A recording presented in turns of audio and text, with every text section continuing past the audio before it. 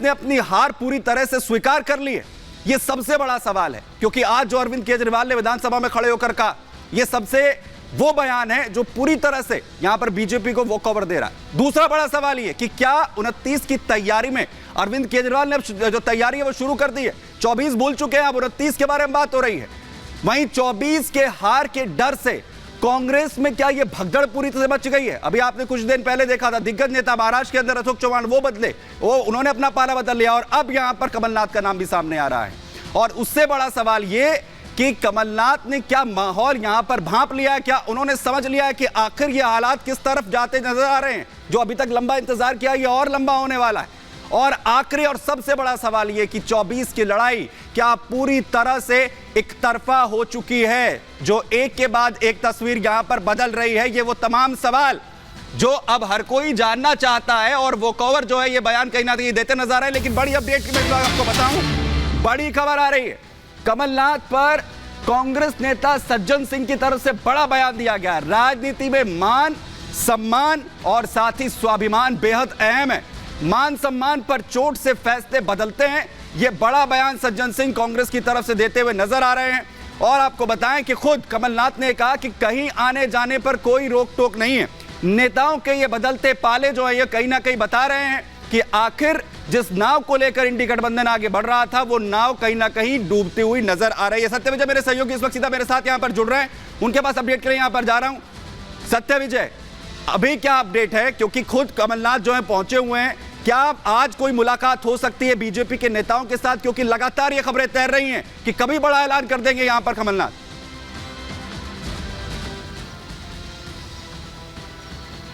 जी बिल्कुल, देखिए जिस तरह से पिछले कुछ दिनों से पॉलिटिकल डेवलपमेंट हो रहा है, पॉलिटिकल कमेंट्स आ रहे हैं, और जिस तरह से आज उन्होंने अपना शेड्यूल जो फिक्स शेड्यूल है 5 दिन का, उसे ब्रेक करके वो आज अचानक दिल्ली पहुंचे। और दिल्ली में उन्होंने, आप गौर कीजिए, उन्होंने मना नहीं किया। जब उनसे पूछा कि क्या आप भाजपा में जा रहे हैं, जब हमारे संवाददाता ने उनसे 2 से 3 बार सवाल किया, तो उन्होंने कहा था कि आप लोग इतने एक्साइटेड क्यों हैं, मैं जाऊंगा तो बताऊंगा, मैं ना इस तरफ ना उस तरफ किसी चीज के लिए एक्साइटेड नहीं हूं। लेकिन इतने बड़े कद के नेता हैं वो कांग्रेस के लिए। संजय गांधी के साथ उन्होंने अपनी पॉलिटिक्स की शुरुआत की, कह सकते हैं। इंदिरा के तीसरे बेटे के नाम से उन्हें जाना जाता है, जैसा कि अभी कुछ देर पहले जीतू पटवारी ने पीसी करके कहा। तो इतना बड़ा नेता, अगर उसको लेकर कोई अटकलें होती हैं, तो अगर वो पार्टी नहीं बदलने जैसी कोई बात है, तो कठोर तौर से सत्य विजय अगर आप ये बता सकें, ये माहौल बन क्यों रहा है? इन चीजों का खंडन नहीं कर रहे हैं। बहुत संक्षेप में प्लीज ये भी बताइए, ये माहौल बन क्यों रहा है? वो नेता जो कभी चेहरा कहे जाते थे कांग्रेस पार्टी के, चाहे महाराष्ट्र की आप बात कर लीजिए, मध्य प्रदेश तक बात आ गई।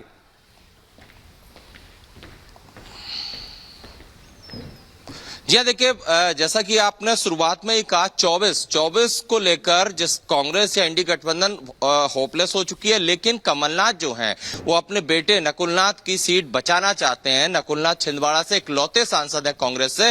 लेकिन इस समय जो देश भर में माहौल है, खासकर राम मंदिर की प्रतिष्ठा के बाद, पिछले चुनाव में 29 में से 28 जो माहौल है उसे क्या भांप लिया है? जिस तरीके से कमलनाथ को लेकर जो बड़ी जानकारी आ रही है, और क्या उस माहौल को भांपते हुए उनकी तरफ से फैसला लिया जा रहा है? लगातार सत्य आप नजर बनाए रखिए, आपसे अपडेट जो मैं यहां पर लेता रहूंगा। खास मेहमान हमारे साथ इस चर्चा में यहां पर जुड़ रहे हैं, मैं उनका परिचय सबसे पहले आपको यहां पर करा दूं। हमारे साथ यहां पर एडवोकेट अमित तिवारी जुड़ रहे हैं, बीजेपी के स्पोक्स पर्सन है, बहुत स्वागत है आपका। ममता काली जी हमें यहां पर ज्वाइन कर रही हैं, पॉलिटिकल एनालिस्ट हैं। साथ ही हमें यहां पर ज्वाइन कर रहे हैं रीना गुप्ता जी, स्पोक्स पर्सन है आम आदमी पार्टी की, मैम बहुत स्वागत है आपका। दुष्यंत नागर जी हमारे साथ पॉलिटिकल एनालिस्ट हैं, और साथ ही परमिंदर सिंह सेठी जी पॉलिटिकल एनालिस्ट हमें यहां पर ज्वाइन कर रहे हैं। और सबसे पहले मैं रीना जी, मैं आपके पास आ रहा हूं। बड़ी बात यह है कि अरविंद केजरीवाल, क्योंकि अरविंद केजरीवाल को इंडिया अलायंस के अंदर शामिल करने को लेकर बहुत जद्दोजहद जो है कांग्रेस पार्टी हो, तमाम गठबंधन हो, नीतीश कुमार उस वक्त मोर्चा संभाले हुए थे, वो कर रहे थे। लेकिन अगर विधानसभा में खड़े होकर अरविंद केजरीवाल ये कह दें कि हम तो अब 2029 के बारे में सोच रहे हैं, क्या हो गया? जमीन खिसक गई है, उसका आकलन उन्होंने कर लिया। कमलनाथ और साथ ही आम आदमी पार्टी दोनों ने एनालाइज कर लिया, केजरीवाल जी ने कर लिया।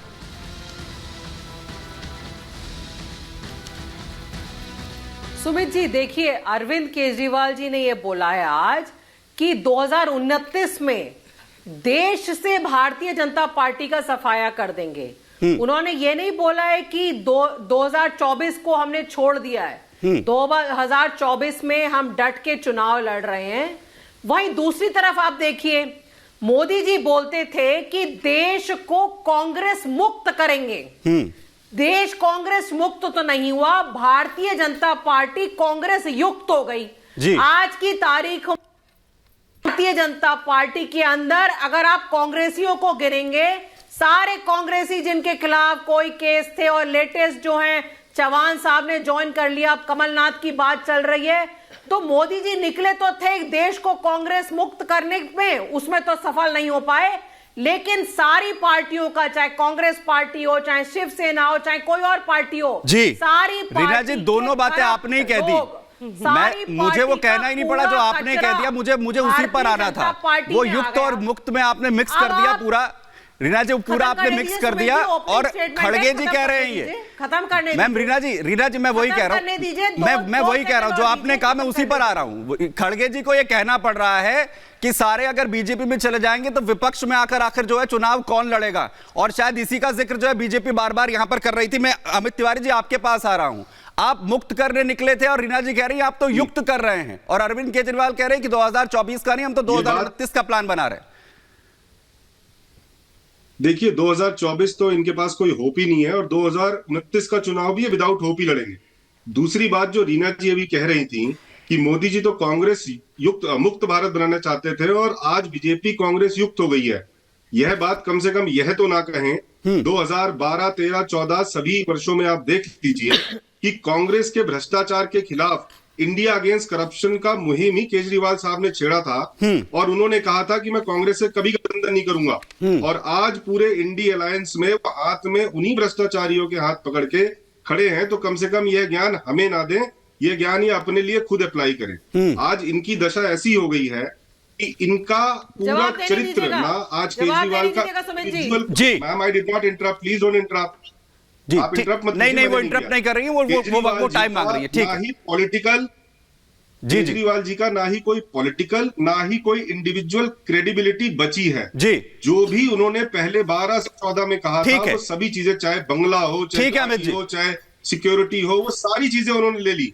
तो ये कम से कम हमें ना बताएं, अपना आचरण स्वयं। ठीक है अमित जी, रीना जी वो कह रही क्रेडिबिलिटी जो है वो नहीं बची है जनता तक, और खुद ही ये पूरी तरह से एनालाइज हो गया है कि जिनके सहारे जीतने के लिए निकले थे इंडिया अलायंस, वो पूरी तरह बिखर चुका है, और इसीलिए जो प्लान बनाया था वो तो ध्वस्त हो गया है। अगर क्रेडिबिलिटी खत्म हो गई है तो क्यों हाथ धो के हमारे पीछे पड़े हुए हैं? पूरे उत्तर भारत में अरविंद केजरीवाल ऐसे नेता हैं जिनको मोदी जी हरा नहीं सके। दिल्ली में एक चुनाव लड़के दिखा दें, एक चुनाव दिल्ली में नहीं जीत सकते, और ये आज नहीं, मैं चैलेंज कर रही हूं, अगले 25 साल तक भारतीय जनता पार्टी दिल्ली में कोई चुनाव नहीं जीतेगी, पहली बात। दूसरी बात, वो कह रहे 2019 का आंकड़ा नहीं बता रही है रीना जी। किसने बोला था? हमने तो नहीं बोला था। जी पहले मुझे कंप्लीट कर लेनी थी। जी बिल्कुल, मैं ही बोल रहा हूं मैम, मैं कह रहा हूं 2019 का आंकड़ा कह रहे हैं, दिल्ली विधानसभा का नहीं बता रहे हैं, मोदी जी ने बोला था, दिल्ली लोकसभा का नहीं बता रहे हैं। जी जी जी बोला था, फिर उनको क्यों ज्वाइन करा के उनको बना दिया इन्होंने डिप्टी सीएम? तो ये पहले अपने गिरेबान में झांक के देखें कि जो देश में जितने करप्ट लोग हैं उनको अगर आप ईडी सीबीआई की धमकी देकर और भारतीय जनता पार्टी में ज्वाइन करा के मास्टर स्ट्रोक कहते हैं, उसको मैं मास्टर स्ट्रोक नहीं मानती, मैं उसको सत्ता का लोभ मानती हूँ कि सत्ता के ठीक है पॉइंट आ गया मैम, आपका पॉइंट आ गया। वो ये कह रहे हैं कि जो सरकारी संस्था है उनका इस्तेमाल जो है किया जा रहा है। अमित तिवारी मैं आपसे कमेंट इस पर लूंगा, लेकिन मैं ममता कॉलेज पे जो है आपको ज्वाइन यहां पर करा रहा हूं। सवाल ये है कि अगर ये कहा जाए कि सरकारी संस्थाओं का फायदा उठाया जा रहा है, उन्हें पीछे लगाया जा रहा है, रीना को आपने सुना कह रहे हमारे पीछे लगा दिया है, लेकिन 2024 प्लान 2029 में फिर शिफ्ट क्यों हो रहा है? आपको अपने ऊपर भरोसा है, अपने तमाम मुद्दों पर भरोसा है, अपने तमाम जो है क्षमताओं पर भरोसा है जो आपने किया है, चाहे विधानसभा चुनाव अब तक लोकसभा चुनाव पहला तो नहीं है, 2029 से प्लान को शिफ्ट क्यों कर दिया फिर? जी सुमित जी बहुत बहुत धन्यवाद। देखिए 2-3 मजेदार चीजें बोलूंगी। केजरीवाल साहब दिल में तो आते नहीं है, पर दिमाग में तो कतई नहीं आते।